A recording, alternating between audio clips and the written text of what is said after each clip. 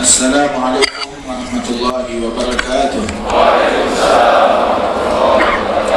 Alhamdulillah wassalatu wassalamu ala sayyidina Rasulillah sayyidina Muhammad bin Abdullah wa ala alihi wa sahbihi wa mawala, amma ba'd. Kita bersyukur kepada Allah Subhanahu wa taala di siang hari yang mulia di hari Senin.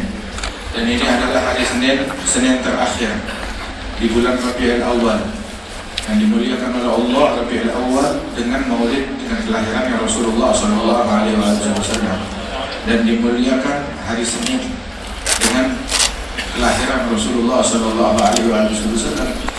Nabi ditanya, kenapa puasa hari Senin? Apa istimewanya? Ada apa gerangan hari Senin?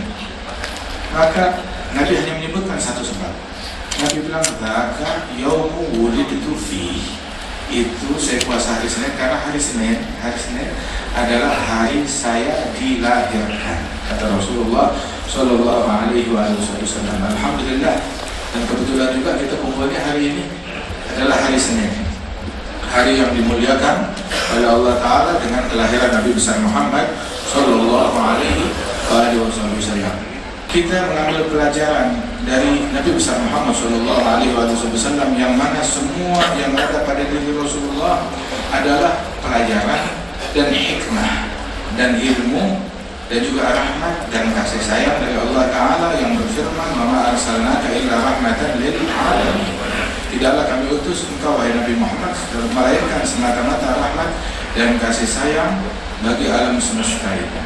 Kasih sayang Rasulullah SAW, beliau penuh kasih sayang di dalam segala profesi yang beliau jalankan.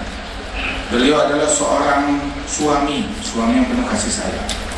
Beliau adalah seorang nabi dan rasul, utusan Allah yang penuh kasih sayang dan rahmat.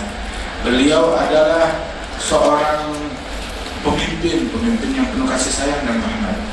Dan beliau pun juga adalah seorang tetangga dari orang lain yang penuh kasih sayang dan rahmat. Seorang rahim, kerabat, famili dari orang lain yang penuh kasih sayang dan rahmat. Dan beliau adalah pernah menjadi orang yang tertindas, yang penuh kasih sayang dan rahmat. Pernah menjadi panglima perang, sekian puluh perang yang dilaksanakan oleh Rasulullah dengan dirinya sendiri atau dengan mengirim orang. Dan beliau saat melakukan itu semua adalah beliau yang orang yang paling penuh kasih sayang dan rahmat Sallallahu Alaihi Wasallam.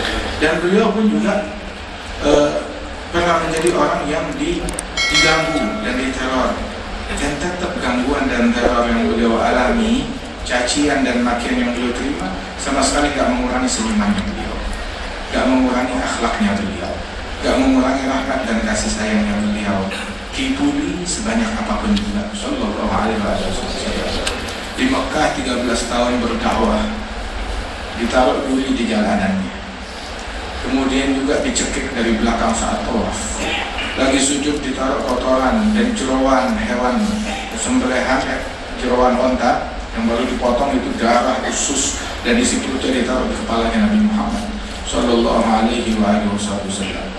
Kemudian juga diboikot, diasingkan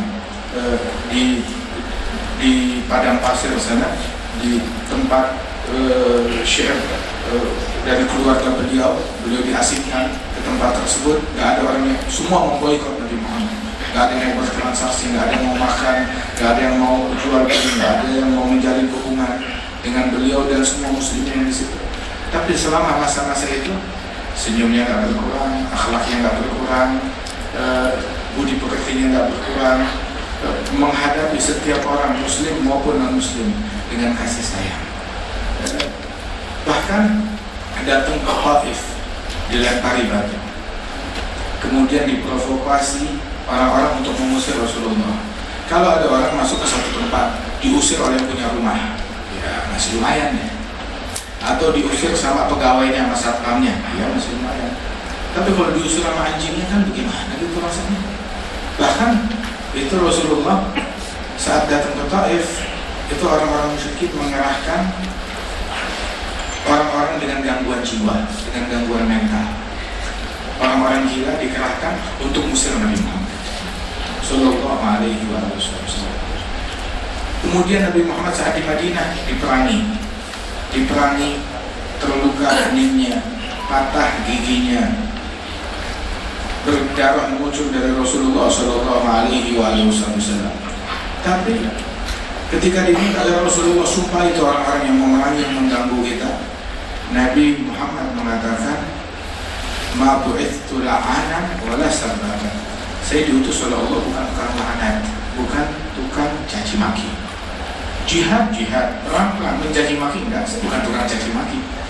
Dikiranya saat peperangan yang saya lakukan, perjuangan yang saya lakukan dimotori oleh hawa nafsu, oleh ambisi, oleh kebencian, oleh kedengkian. Nah, bukan karena itu, tetapi karena kasih sayang dan rahmat, membawa rahmat bagi semua, membawa kemerdekaan bagi semua.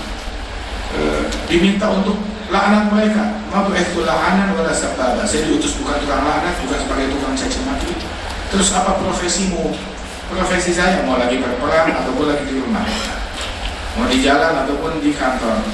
Profesi saya adalah innama bu'ithtu rahmatan lil alamin.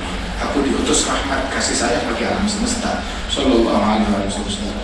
Diminta sumpahin orang-orang yang mendurhakai, yang mengganggu, yang menteror, yang melakukan kejahatan kepada engkau. Maka Nabi angkat tangannya, Allahumma hdi qaumi fa innahum la ya'lamun. Ya Allah, beri hidayah kepada kaumku sebab mereka tidak mengetahui. Ini unik di sini. Apa uniknya? Diganggu Nabi Muhammad, orang-orang yang mengusir Rasulullah, dari bukan cuma sekedar mendoakan saja, ya Allah berikan hidayah kepada kaumku, tetapi fahami kalimat kaumku. Gak dibilang mereka bukan bagian dariku, putus hubungan, atau hubungan antara saya dengan mereka, enggak. Tapi masih tetap diaku mereka yang merangi aku, yang berniat menghabisi, membunuh aku, yang melukai aku, yang mencaci aku, yang taruh jeroan di atas kepala aku.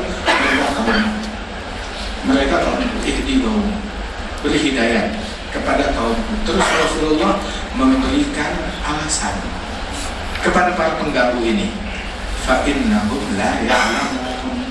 Sebab mereka lakukan ini, mereka nggak tahu, mereka tidak menyadari. Begitu kata Rasulullah Sallallahu Alaihi Wasallam.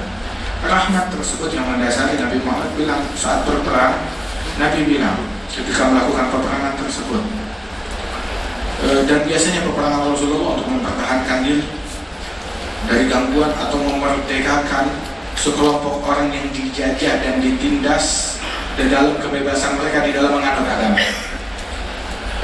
Maka Rasulullah SAW di dalam peperangan yang beliau lakukan selalu berpesan kepada sahabat, jangan membunuh anak-anak, jangan membunuh kaum wanita.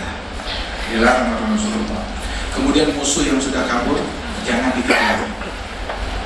Dan yang keempat kata Rasulullah, jangan membunuh para pendeta yang sedang beribadat di dalam kuil mereka ataupun di dalam tempat ibadat mereka. Jangan diganggu, jangan dirusak tempat ibadahnya, jangan ganggu orang-orang pasar yang memerangi kita, yang menghunuskan pedang melawan kita. Nggak perang kita dengan mereka, tetapi yang kabur, yang lari begitu, ataupun yang lagi sibuk di pasarnya, ataupun juga yang ada di kuilnya, ada di dalam tempat ibadahnya, jangan diganggu, jangan dirusak. Dilarang, diharamkan oleh Rasulullah Sallallahu Alaihi Wasallam. Bahkan musuh yang di medan perang yang sudah kabur nggak usah dikejar. Rasulullah Sallallahu Alaihi Wasallam. Kenapa? Kasih kesempatan untuk dia berpikir, merenung, kemudian bertaubat kepada Allah dan balik. Kata Rasul. Begitulah diajarkan. Kemudian kaum wanita dan anak-anak, walaupun mereka ada di medan perang, jangan diganggu, jangan dibunuh, jangan dibunuh. Ditekankan sedemikian oleh Rasulullah Sallallahu Alaihi Wasallam. Dan Nabi Muhammad, keindahan beliau bukan hanya nampak keindahan beliau tatkala lagi sholat, ataupun lagi ibadat, ataupun lagi berinfak, berderma, ataupun lagi bertutur kata, bersantun-santun dengan orang-orang, dengan kawan-kawannya. Tetapi keindahan beliau bahkan nampak di medan perang pun juga nampak keindahan jamal dan Nabi Sallallahu Alaihi Wasallam. Keindahan apa dari perilaku Rasulullah? Kalau yang memberikan testimoni orang Islam Ya terang aja. Siapa sih gak cinta sama nabinya? Semua orang Islam cinta kepada nabinya, mengagungkan, memuliakan, terobsesi dengan Rasulullah Shallallahu Alaihi Wasallam. Tapi anehnya testimoni ini datang dari orang-orang non-Muslim. Ada beberapa orang. Satu kita ambil. Setelah Rasulullah melakukan suatu peperangan, kaum musyrikin yang memerangi berhasil digempur mundur. Kemudian Nabi Muhammad dalam perjalanan pulang, para sahabat letih, mereka beristirahat di suatu perkebunan. Nabi bernaung tidur di bawah sebuah pohon, agak privasi daripada tempat dari sahabat-sahabat lainnya. Tahu-tahu ada seorang musyrik Muslim yang tadi berperang. Rupanya dia mencari kesempatan untuk membalas dendam kepada Nabi Muhammad. Dia mengendap-endap mendapati Rasulullah lagi tidur di bawah pohon. Dia datang, dia ambil pedangnya Nabi yang tergantung, kemudian dihunuskan kepada Nabi Muhammad. Nabi terbangun, pedang terhunus di lehernya. Itu orang non-Muslim itu, musuh itu bilang, "Ya Muhammad, siapa yang bisa menyelamatkan engkau dari pedangku ini?" Maka Nabi Muhammad dengan yakin, dengan sabar, dengan tenang, dengan santun tetap. Nabi Muhammad bilang, "Allah yang bisa menyelamatkan saya." Itu orang dengar kalimat Allah, dia gemetar, jatuh pedangnya. Pedang diambil oleh Nabi. Nabi bertanya, "Kalau sekarang siapa yang bisa menyelamatkan kau dari pedang ini?" Maka dia terdiam. Kemudian dia berkata, "Kun khairul akhir." Jadilah engkau sebaik-baiknya penakluk, sebaik-baiknya pemenang yang terbaik seperti itu. Maka Nabi Muhammad tanya, tawarkan. Sebab Nabi, profesi beliau sebagaimana tadi dibacakan dalam Al-Quran, "Ya ayuhan Nabi, inna arsalnaka syahidan wa mubasyiran wa nadhiran wa da'iyan ila Allah." Profesi beliau adalah da'i, dakwah, ngajak manusia ke jalan Allah dimanapun. Itu profesi utamanya Rasulullah. Walaupun beliau berperang, perang itu adalah salah satu jalan untuk menjaga dakwahnya Nabi Muhammad Sallallahu Alaihi Wasallam. Begitu Pak. Semuanya bagian dari dakwah, berinfak, bersedekah, memberi, silaturahmi, dan semuanya adalah bagian daripada dakwah Rasulullah Sallallahu Alaihi Wasallam. Nabi berkata kepada orang tersebut, "Atuslim, kamu ada niat mau masuk Islam?" Maka dia menjawab, "Saya nggak ada niat mau masuk Islam." Nabi bukan pemaksa. Nabi da'i, tahu da'i? Mengajak, menawarkan, mengajak. Begitu. Mubasyir wa nadhir, memberikan kabar gembira kepada orang yang mau ikut, memberikan peringatan kepada orang yang mau ikut. Tetapi Nabi Muhammad Sallallahu Alaihi Wasallam bukan pemaksa, bukan penindas. Sehingga ditawarkan, "Kamu mau masuk Islam?" "Enggak, saya nggak mau masuk Islam." Sudah, kalau gitu, kalau memang nggak mau masuk Islam, kamu menuntut, meminta saya menjadi sebaik-baiknya pemenang, dan kamu nggak ada niat mau masuk Islam, ya nggak apa-apa, pulang, bebas. Kejahatan apa yang dia lakukan? Kayaknya di muka bumi ada kejahatan yang lebih besar daripada percobaan pembunuhan terhadap Nabi Muhammad.